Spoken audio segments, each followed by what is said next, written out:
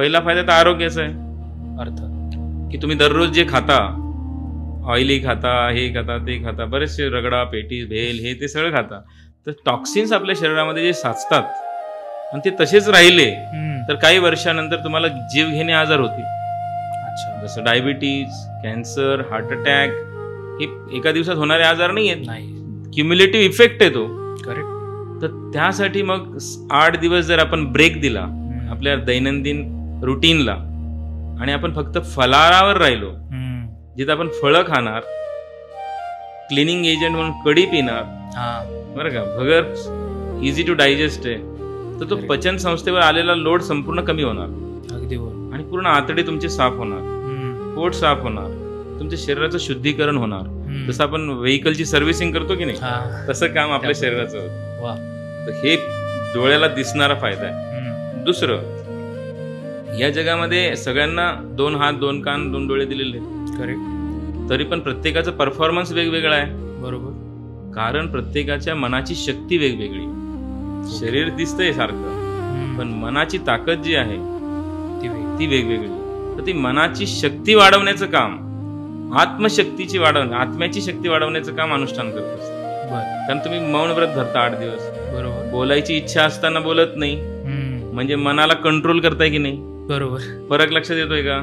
Generally माणूस मन जे सांगतं ते ऐकत राहतं, पण त्या ठिकाणी आपण उलट करतोय, मनाला ऐकवतोय. एवढा चुप बस, तुला बोलायचं नाही. हा आत्मा जो आपला जीव आहे तो मनाला सांगतो तुला बोलायचं नाही. तर it is controlling your mind. तर मनावर नियंत्रण हे या अनुष्ठानाचं फळ आहे. आणि जो मन जिंकेल तो जग जिंकेल. कारण त्यामुळेच आपले पंतप्रधान आदरणीय मोदीजी सुद्धा अनुष्ठान करतात. बरोबर. केदारनाथला जाऊन त्यांनी अनुष्ठान केलं, कन्याकुमारीला जाऊन अनुष्ठान केलं, नवरात्रीमध्ये 9 दिवस उपवास धरतात. तर हे त्याचे म्हणजे मनाची शक्ती आणि आत्म्याची शक्ती वाढवण्याचं काम हे अनुष्ठान करतात आणि तुमची पॉवर वाढते. त्याच्यामुळे तुम्ही जे म्हणजे असाध्य असे कामं सुद्धा साध्य करू शकता. तुम्ही पॉवर वाढवायची तर अनुष्ठान करा. हे झालं दुसरं.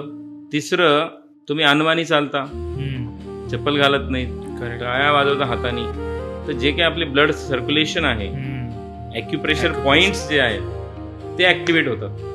कारण आपण चालताना आपल्या पायांना खडे टोचतात. कारण हे जनरली कार्यक्रम सगळे आश्रमात असतात आणि आश्रमात काही AC हॉल वगैरे असं काही नसतं. It's totally natural. जितकं आपण निसर्गाच्या सानिध्यात राहू तितकं आपण निरोगी राहू. बरोबर.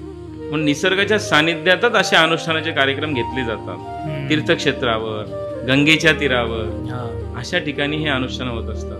तसंच आता हे कार्यक्रम जो होतो 25 नोव्हेंबर ते 2 डिसेंबर तो वेरूळला गंगेच्या तीरावरच आहे आणि नॅचरल ॲटमॉस्फिअर आहे. तुम्हाला हजारो झाडं आमच्या आश्रमात तुम्हाला पाहायला मिळतील. एकदम ऑक्सिजन कंटेंट व्हेरी हाय. पंचमहाभूत. ऑक्सिजन जास्त मिळाला की तुमचं शरीर निरोगी राहत. करेक्ट. No pollution. तर अशा पद्धतीने ते ब्लड सर्क्युलेशन चांगलं झालं की बरेचसे आजार होतच नाहीत. बरोबर. हा तिसरा डोळ्यांना दिसणारा फायदा आहे. चौथा मुद्दा, त्या ठिकाणी बरेचसे लोक, चांगले लोकच एकत्र येतात कारण त्यांना देवाची आवड आहे. सगळ्यात महत्वाचं तुमची संगत. तर like minded people coming together, म्हणजे संगत चांगली झाली की सगळं चांगलं होतं. चांगले मित्र मिळतात, चांगल्या मैत्रिणी मिळतील आणि सज्जनांच्या संगतीनं तुमचं जीवन सुधारेल. त्याच्याही पेक्षा जास्त म्हणजे साक्षात सद्गुरू जनार्दन स्वामी यांचे उत्तराधिकारी जे त्यांचे स्वरूप जे आहेत ते तिथं 7 दिवस आपल्याला रोज दर्शन देतात. ते आपल्याशी बोलतात, ते आपल्याला संवाद करतात, ते आपल्याला मार्गदर्शन करतात. त्यांचं दर्शनानेच अनेकांना लाभ होतो. हे सगळ्या फायदे भरपूर अजून बरेच आहेत. हे बघा, देवाची आवड सुद्धा त्या अनुष्ठानानेच होणार आहे. कारण जनार्दन स्वामींचे वाक्य